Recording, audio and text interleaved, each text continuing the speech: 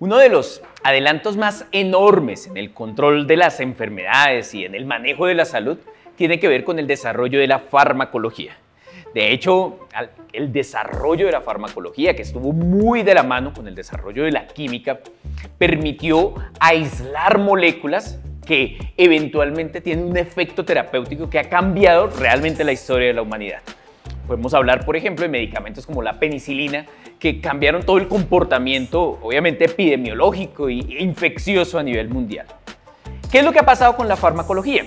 Que progresivamente, en la medida que se han desarrollado más fármacos, estos fármacos han dejado de, digamos que, centrarse en su objetivo fundamental, que es el manejo de la enfermedad o incluso en ocasiones la prevención de la enfermedad, y han empezado a ser utilizados en otros entornos en los que no tendría cabida porque estamos hablando de una persona sana. Esto ha sucedido especialmente con el desarrollo de esteroides anabólicos y también de otro montón de moléculas que progresivamente han entrado dentro de ese arsenal farmacológico que utilizan muchos atletas, muchos deportistas, fisicoculturistas y peor aún, muchas personas que sin tener una necesidad competitiva han empezado a utilizarlos. Los esteroides anabólicos, por ejemplo, que son en su inmensa mayoría derivados de la testosterona y modificaciones químicas de la testosterona, fueron desarrollados en personas que perdían masa muscular de una forma enorme porque estaban afectados de enfermedades como cáncer, por ejemplo, u otra cantidad de patologías graves. O en personas que no eran capaces de desarrollar su propia testosterona y de producir su propia testosterona porque tenían defectos genéticos graves o algunos defectos cromosómicos. Pero, ¿qué ha pasado entonces en la actualidad?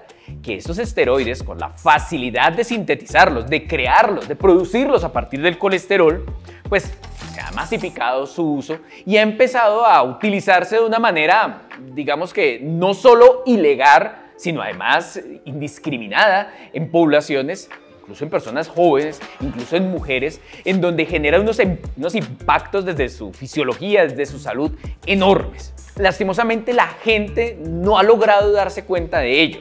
Lastimosamente, quienes vivimos en el contexto clínico, quienes vemos pacientes de manera permanente, pues tenemos que enfrentarnos casi que en el día a día a personas que han abusado de este tipo de sustancias y así no hayan abusado de ellas, que han utilizado este tipo de sustancias y quienes han vivido unas experiencias desastrosas que les han modificado toda su vida. El problema es que esto es lo que no se suele contar en redes. Esto es de lo que no se habla públicamente, de los efectos indeseados. La mayoría, sobre todo influenciadores y quienes gustan de comercializar y de vender este tipo de sustancias, hablan de los beneficios, entre comillas, que rápidamente se puede alcanzar con ellos en la disminución del tejido adiposo y especialmente el aumento de la masa muscular. Pero nunca se habla de ese trasfondo real.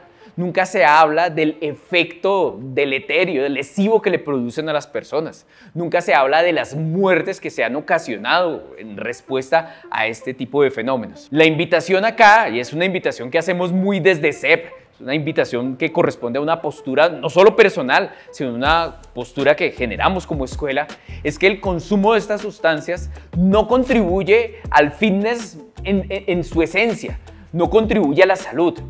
De hecho, fitness y salud son dos palabras que casi que deberían utilizarse como sinónimos.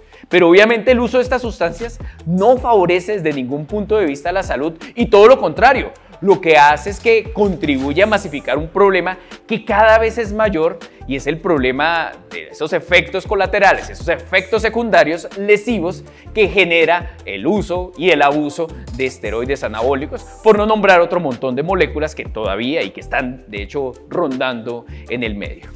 Así que la invitación es un poco a pensar más allá de los posibles efectos benéficos que son muy poquitos y casi que se restringen a lo estético y al rendimiento deportivo y que pensemos muy bien en cuáles son esos efectos lesivos que produce este tipo de sustancias en la salud, en la población en general y que obviamente cada persona que es libre de decidir si lo va a utilizar o no, pues valore la necesidad de correr estos riesgos si realmente quiere utilizarlo.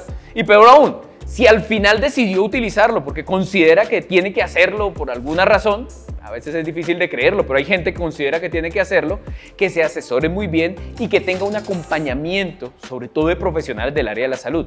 En Colombia, por ejemplo, nadie puede prescribir esteroides anabólicos androgénicos que no tenga un título de médico. Nadie lo puede hacer. De lo contrario, incurre en algunos aspectos legales que deben tenerse en cuenta. Digamos que esto es, para que lo vean un poquito, esta es la postura de nuestra escuela, es la postura personal, y también lo que queremos es contribuir un poquito a ese fitness más científico, pero también a un fitness más saludable y obviamente un fitness más ético. Si consideras que esta información es valiosa, que te aportó, o si consideras que de pronto puede haber otra opinión al respecto, te invito a que nos dejes tus comentarios, a que hables al respecto. Tu postura es válida y es absolutamente respetable, así que vale la pena que lo discutamos y vale la pena que compartas esta información también si te parece que le aporta a alguien el hablar de estos temas.